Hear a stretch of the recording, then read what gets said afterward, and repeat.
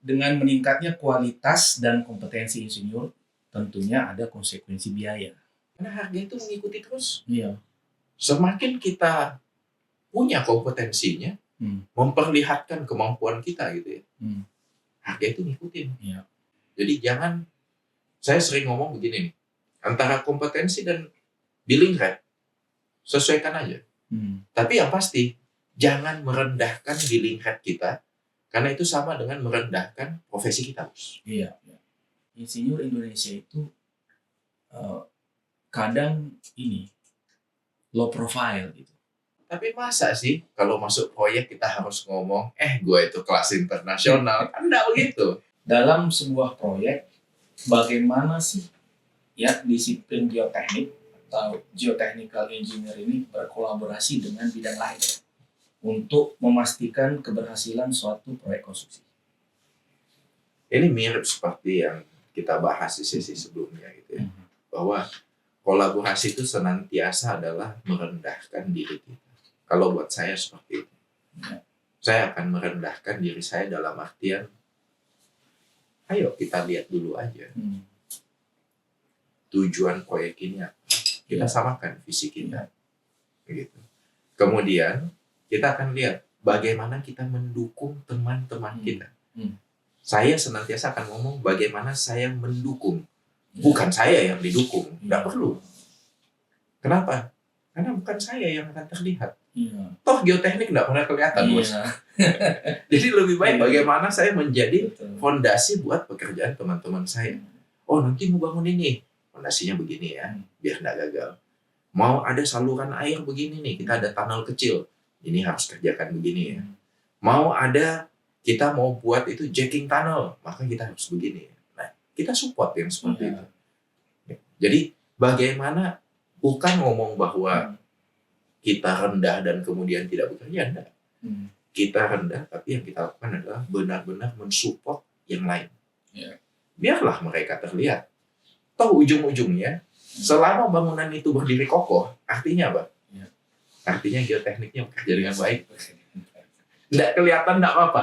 Yang penting, bangunan di atasnya kokoh, berarti kami ada. Kalau di atas itu goyang-goyang, kiri, miring, ini, itu, retak-retak, berarti kami tidak bagus. Gitu. Jadi berkolaborasi secara nasional adalah mau untuk berkarya, mau untuk memberikan yang terbaik, walaupun kita tahu kita tidak pernah kelihatan. Tapi kita mau untuk berkarya dengan baik dan benar, Bos. Itu. Iya. Setuju, Bro. Jadi kembali ke kasus Bro Aksan sebelumnya. Jadi ada kasus pada saat konstruksi strukturnya kolaps. Ternyata dilakukan investigasi, ada masalah dengan pondasinya. Nah, ini balik lagi nih. Ini kan sudah sering terjadi ya, Bro ya. Dari tahun 1 zaman Doeloe sampai dengan sekarang itu masih sering terjadi. Ibaratnya insinyur kita itu suka jatuh ke dalam lubang yang sama. Kenapa kasus yang repetitif ini masih sering terjadi gitu? Ada masalah apa sebenarnya? Ya tadi balik lagi ke etika dan integritas tadi, tapi mungkin Bro Aksan bisa elaborasi lebih dalam ini. Memang kuncinya kepada etika profesi ya. Yaitu dia mau mengakui apa yang kita tidak tahu. Ini hal yang tidak mudah di budaya kita. Karena kalau kita ngomong tidak tahu, itu kita takut. Ada perasaan, nanti kalau saya ngomong tidak tahu, nanti owner pikir saya tidak ahli gitu kan. Padahal enggak, bukan itu. Kalau kita ngomong tidak tahu, jadi kita sudah mulai harus menumbuhkan budaya baru. Budaya untuk jujur, berintegritas. Ngomong apa yang kita paham dan apa yang kita tidak paham. Tapi bukan berarti kita ngomong begini nih, saya nggak tahu nih ini masalahnya apa, habis itu kita berdiam. Tidak. Karena sekali lagi, kita tidak kerja sendiri. Jangan khawatir. Saya nggak tahu masalah ini, tapi saya tahu ahli yang bisa bantu kita. Wah, itu sudah sangat membantu tuh. Iya. Dan itu kan owner akan, menurut saya ya, Iya. owner akan merasa lebih happy. Iya. Saya pernah ketemu owner yang begini. Jadi dia ngomong begini. Lagi ngobrol, kemudian saya bilang kan, tunggu sebentar ya. Ini saya butuh second opinion. Saya telepon teman saya. Saya telepon ke Singapura waktu itu kan, kemudian ngobrol. Terus selesai, tutup telepon, terus saya ngomong, rasanya solusi ini udah cocok. Terus dia ngomong gini nih, ownernya, San, siapa teman lu? Lu keberatan nggak kalau saya langsung sama dia aja? Gitu kan? Terus saya ngomong sama dia, saya nggak keberatan. Enggak, soalnya gue lihat lu butuh masukan dia. Saya ngomong, saya sampaikan kepada owner ini, bos, sederhana. Lu ada mendengar nggak waktu saya telepon tadi, saya bertanya kepada dia apa solusinya? Tidak ada. Yang saya tanya adalah mengkonfirmasi bahwa case ini menurut lu itu oke nggak kalau saya solusikan ini. Jadi solusinya jelas. Nah sekarang yang lu dapat apa? Yang lu dapat adalah saya dokter ahli spesialis yang untuk memastikan lu dapat benefit 200%, saya tanya kolega saya yang sama ahlinya untuk ngasih kamu itu konfirmasi terbaik buat proyek lu. Nah sekarang, lu lebih mau sama gua atau lu mau cari yang itu? Karena yang itu belum tentu akan melayani lu seperti gua. Iya, betul. Kasih dia pilihan gitu. Yes. Iya. Jadi dengan itu mereka tahu bahwa ternyata engineer yang baik itu adalah benar-benar yang mau untuk kerjasama dan punya integritas. Itu penting banget di bidang kita. Ya selain tentu saja pertemanan yang luas gitu ya. Pertemanan yang luas sebagai bagian dari organisasi besar Persatuan Insinyur Indonesia, Badan Kejuruan Sipil, kemudian partisipasi aktif kita juga di konferensi seminar-seminar internasional ya. Betul. Supaya karena memang kita harus membesarkan bangsa kita. Nama Indonesia itu senantiasa berada di kancah internasional. Setuju banget, Bro Aksan. Pertanyaan terakhir di segmen ini, kita udah diskusi panjang lebar tadi terkait kolaborasi ya. Nah, apa langkah yang perlu kita ambil ya, agar kolaborasi ini bisa lebih efektif ke depannya? Kalau menurut saya yang paling utama saat ini ya, tentu kita butuh leader. Tentu kita butuh leader yang mau untuk menjalankan ini dengan baik dan benar. Itu satu. Yang kedua, yang punya visi yang jelas. Yang ketiga, mau untuk mengangkat engineer-engineer kita itu tidak hanya di sekedar skala nasional, tapi juga skala internasional. Dan bisa melakukan itu tidak bisa cuma dengan omon-omon gitu ya, tidak bisa. Harus punya bukti bahwa pernah di internasional. Begitu. Saya melihat ini adalah beberapa hal yang bisa membantu kita. Dan kebetulan hari ini lu yang memoderatori obrolan kita ini, saya bisa ngomong itu ya sejauh ini. Lu punya kapasitas untuk membantu itu. Karena untuk bisa menuju ke sana dibutuhkan hal-hal itu. Visi misi, kolaborasi dan integritas. Dan bagaimana tingkat kita itu di nasional dan internasional. Kita harus dikenal. Tidak bisa hanya sekedar itu pesan kosong mau A, B, C, tapi sebenarnya tidak ada buktinya. Jadi kalaupun program kerjanya misalnya Insinyur Indonesia mendapatkan pengakuan global, tapi figurnya tidak pernah main di internasional, gimana ya? Betul. Jadi omon-omon doang. Maka kita harus memastikan bahwa visi misi yang kuat untuk memajukan engineer Indonesia, insinyur Indonesia harus disertai dengan bukti-bukti. Dengan bukti-bukti itu ya. Oke, kalau itu saya 150% setuju. Ya. Nah, tadi kolaborasi, sekarang kontribusi. Jadi kita ingin berbicara kontribusi disiplin geoteknik atau kontribusi insinyur geotek ya di kancah internasional. Kita sudah banyak berbicara tentang kondisi di Indonesia. Nah, bagaimana dengan kontribusi insinyur geoteknik Indonesia di dunia internasional? Saya enggak ngambil secara keseluruhan gitu ya. Tapi kalau misalnya saya bercerita mengenai saya pribadi gitu. Ya. Kita sendiri itu sudah membawa nama Indonesia ke dunia internasional. Proyek-proyek yang kita kerjakan itu Afrika, ke Amerika gitu ya.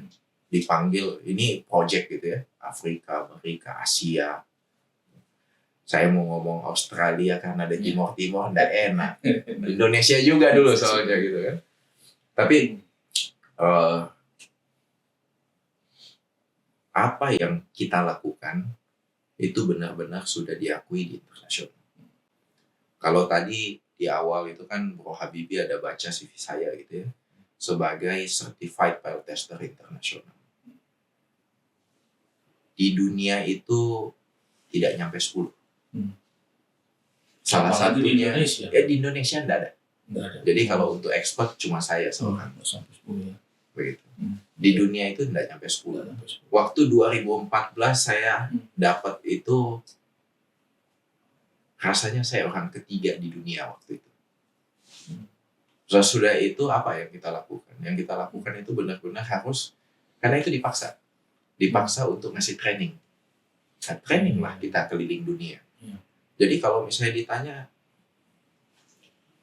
kancah internasional, ya orang nggak tahu aja bahwa kita itu berkarya gitu ya, ngasih training ke Australia, ngasih training ke PNG, New Zealand, Bangladesh, Amerika saya sudah ke beberapa negara bagian gitu ya, ke Jepang, Korea.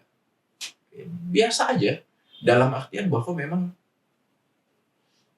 kita berkarya benar-benar dengan tujuan untuk membawa nama Indonesia. Saya bangga sekali setiap kali pergi, kemudian slide pertama saya itu bendera Indonesia saya. Supaya mereka tahu. My name is Aksan, I'm a trainer, a certified trainer, number 3 in the world, and I'm from Indonesia. Itu gue bangga banget.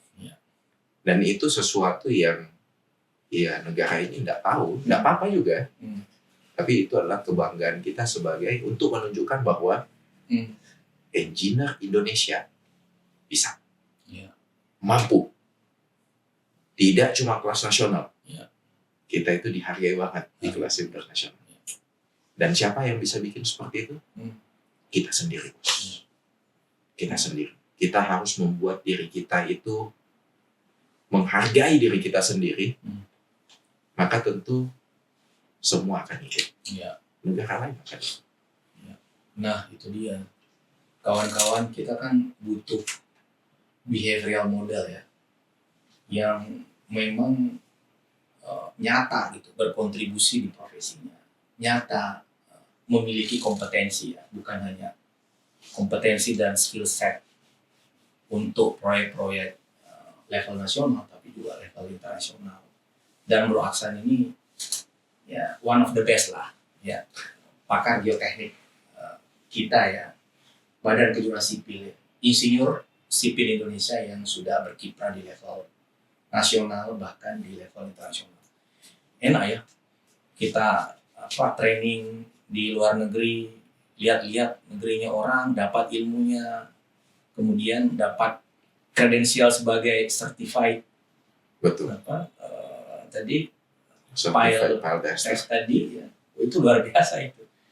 Jadi sekali mendayung banyak pulau terlampaui gitu. Ya, bonusnya jalan-jalannya keliling dunia lah. Ya. Nah, untuk insinyur geoteknik Indonesia secara umum ya, apakah insinyur kita ini sudah cukup dikenal dan memiliki daya saing di luar negeri. Jadi bukan hanya berbicara Bro Aksan, tapi bagaimana dengan insinyur geoteknik lainnya gitu yang harus ikut juga, ya seperti itu. Ini yang perlu kita tingkatkan. Karena kalau kita ngomong secara kelas engineer kita gitu ya, banyak sekali yang dikenal dengan karyanya, banyak sekali yang dikenal dengan jurnal-jurnalnya, tapi tidak mau tampil keluar. Ini yang jadi masalah. Orang luar kenal, tapi tidak mau tampil. Dalam artian kan, ini bukan hanya soal sekedar gua ahli atau tidak ahli. Ini adalah soal bagaimana kita membawa nama Indonesia ini gitu loh. Nama Indonesia ini yang kita mau bawa. Nah, ini yang saya agak bingung dengan tren ini. Karena kalau secara kemampuan, apa yang kita tulis itu senantiasa menjadi rujukan internasional. Tapi kok tidak mau tampil? Jurnal-jurnal Scopus itu ya. Yes. Mungkin ya itu kali ya. Kebiasaan kita sebagai orang Indonesia itu, budaya kita itu adalah budaya melayani. Budaya untuk yang penting kita melakukan yang terbaik lah. Tapi untuk tampil itu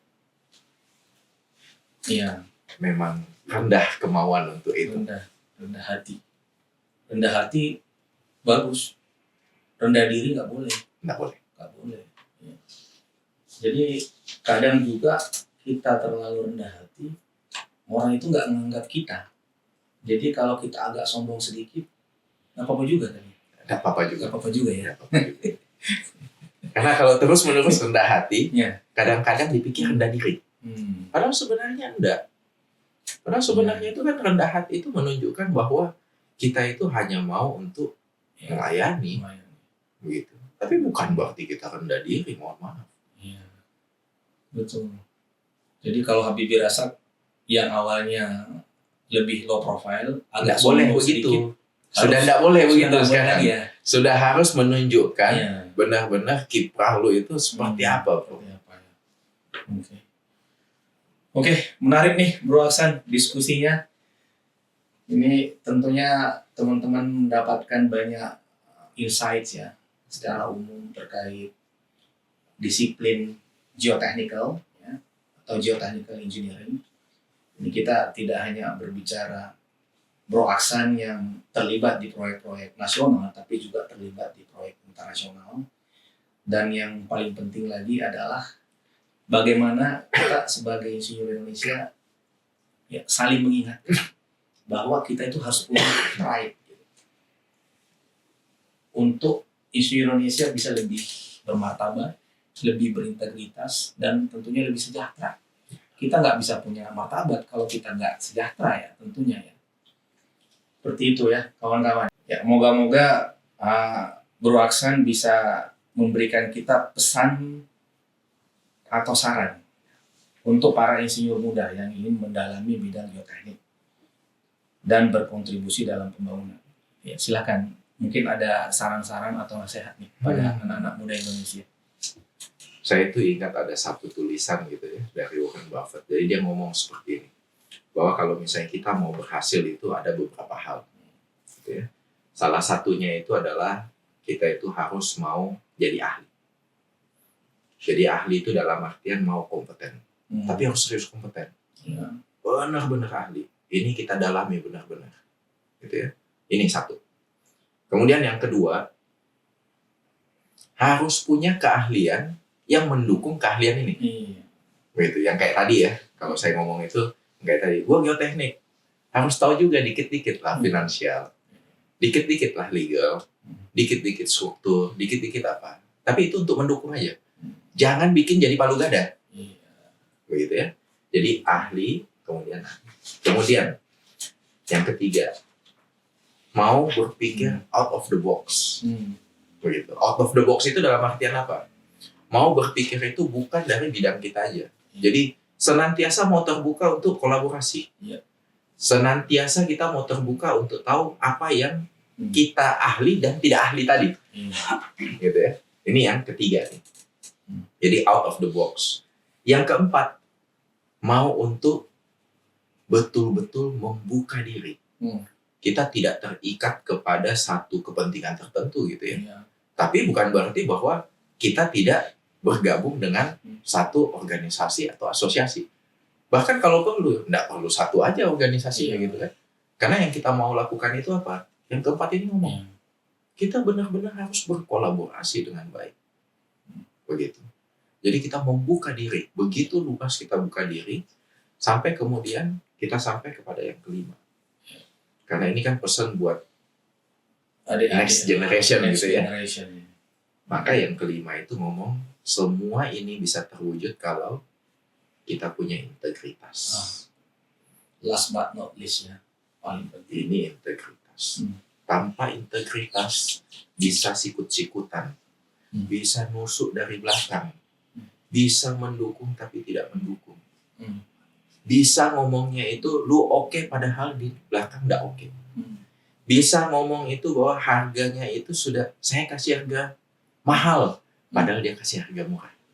Banyak kebohongan yang bisa terjadi tanpa integritas. Tidak ada gunanya nih yang 4 ini tanpa integritas. Jadi saya akan selalu ngomong 4 penting, 4 sehat. Integritas membuat dia sempurna. Integritas membuat dia sempurna. Yang lain pasti akan mengikuti kelima hal. Pasti kita jadi engineer yang bermartabat. Iya. Setuju banget. Mungkin itu kalau dari saya. Ya. Jadi memiliki etika dan profesionalisme. Etika tadi ada substansi integritas di situ. Yes. Paling penting. Dan di profesionalisme juga ada. Tentunya. Dia senantiasa ada di mana-mana. Ada di mana-mana. Karena itu kan yang menentukan kita manusia. Saya rasa teman-teman Insinyur Indonesia sangat menikmati ya apa yang kita diskusikan ya hari ini. Jadi sesi seperti ini kita sengaja bikin lebih santai. Kalau dibikin lebih santai juga cepat masuknya gitu. Kalau terlalu kaku juga nanti teman-teman melihat kita juga ini ya kurang ya. Nah, saya bisa melakukan itu tentunya karena saya sama Bro Aksan udah lama berinteraksi. Kita sudah sahabat ya di profesi yang sama ya, sampai belasan tahun yang lalu lah. Jadi udah nggak malu-malu lagi gitu untuk saling curhat ya, walaupun di sesi podcast ini ada curhat tersembunyinya. Ada curhat tersembunyinya gitu. Ya, terima kasih banyak Dr. Aksan atas waktunya dan wawasan yang sangat bermanfaat. Ya, semoga ke depan ya bidang geoteknik di Indonesia salah satu disiplin andalan ya untuk keinsinyuran sipil bisa semakin maju dan semakin bersaing di tingkat global. Saya rasa cukup untuk sesi podcast kita ini. Kita tutup dengan mengucapkan selamat sore. Wassalamualaikum warahmatullahi wabarakatuh. Waalaikumsalam warahmatullahi wabarakatuh.